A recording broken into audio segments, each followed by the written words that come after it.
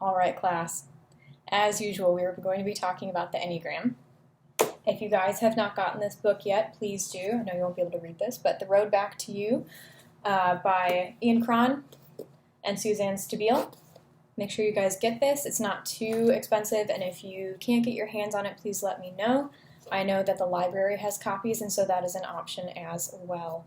But today, we're going to be diving into the general theories of the Enneagram, their importance, and how they relate to learning, and how they relate to your lives. So, with the Enneagram, and again, I know this is our intro, so feel free to read ahead, but this is going to be our general overview of the topic. The Enneagram has often been described as a personality test. And while it is true that it elaborates upon human characteristics, human tendencies, habits, personality, attributes that lean more toward one person than another, it goes much deeper than that. The reason that I want you guys to explore the Enneagram, specifically this book, is because it gives a way to understand people that are entirely different from you. And everyone is different from you, right? Because you're unique and there is no one like you. But there are certain personalities that contrast our own to sometimes an extreme degree. And not only that, but it explores how these personality types are affected in health, in stress, what they look like at different moments of life, coping tendencies. So there's a lot to unpack here, but we're going to hop into this book because it is an easy read, it is an enjoyable read, and it has lovely stories, lovely anecdotes, and again, it is very applicable to our own lives. As you're reading through this, make sure not to over-identify or to dive too deeply into one number. As we move forward, I want you guys to think critically, as I always expect you to. And look at this with an open mind. Feel free to disagree with the content or to disagree with its relevance, but make sure that you're giving well thought out points for why you think what you think. So we will eventually get into discussing what we believe our own numbers to be, but that's going to come later on, okay? So that is the importance of this book. Again, let me know if you cannot find any access to it. Now, the fun part. The biggest reason that we're going over this topic is because of the concept of self-awareness. And that's important because we cannot begin to understand somebody else's story until we understand our own, correct?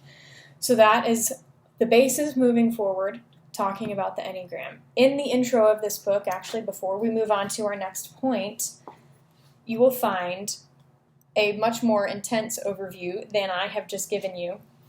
But you will find that it is founded in, they believe to be religious factions.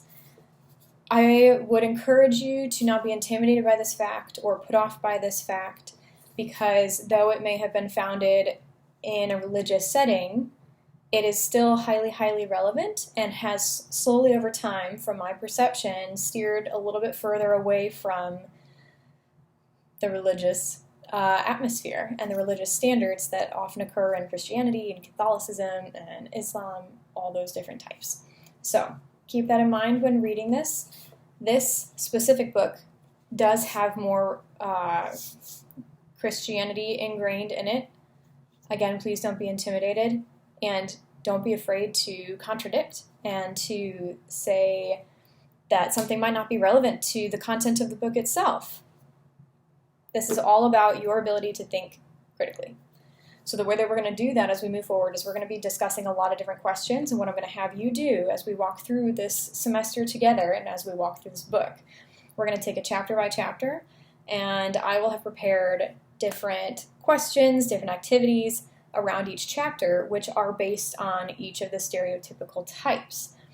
And that will help us further break down and identify habits, traits of our own, and then maybe potentially look and see in our family and our loved ones habits that we've noticed in other people and how that pertains. Now, I'm going to be very honest with you. The reason that I'm going to be taking a more hands-on role with this is because I believe in situated theory, and what that really means is that I want this content to be relative to your lives. I want it to be pertinent. I want it to be relevant, understandable, and applicable to things like interpersonal relationships, to professional jobs, to class, to future professions or life changes. There are so many ways in which this knowledge can be practical to your everyday lives and to improve the quality of your life moving forward by continuing that journey of self-awareness that you all have started to take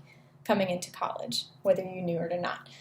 And that theory is by Lave, by the way. Highly recommend. Look it up. It's very, very interesting.